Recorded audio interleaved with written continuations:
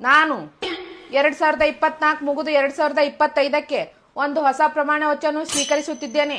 ದೇವರ ಸಾಕ್ಷಿಯಾಗಿ, ಪಂಚಭೂತಗಳ ಸಾಕ್ಷಿಯಾಗಿ, ಆತ್ಮ ಸಾಕ್ಷಿಯಾಗಿ ನಾನು ಇನ್ನು ಮುಂದೆ 2025ಕ್ಕೆ ಹೆಜ್ಜೆ ಇಟ್ಟ ತಕ್ಷಣ ಕಸ ಹುಡುಗುವುದಿಲ್ಲ, ಮುಸುರಿ ತಿಕ್ಕುವುದಿಲ್ಲ, ಒಗೆಯುವುದಿಲ್ಲ, ಅಡುಗೆ ಕೆಲಸವನ್ನು ಮಾಡುವುದಿಲ್ಲ ಎಂದು ನಾನು ಪ್ರಮಾಣ ವಚನ ಸ್ವೀಕಾರ ಮಾಡುತ್ತಿದ್ದೇನೆ.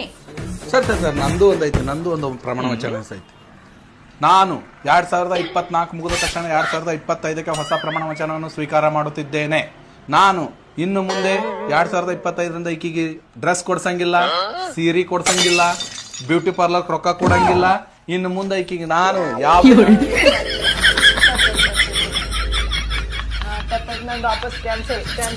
ನಾನು ನನ್ನ ಪ್ರಮಾಣ ವಚನ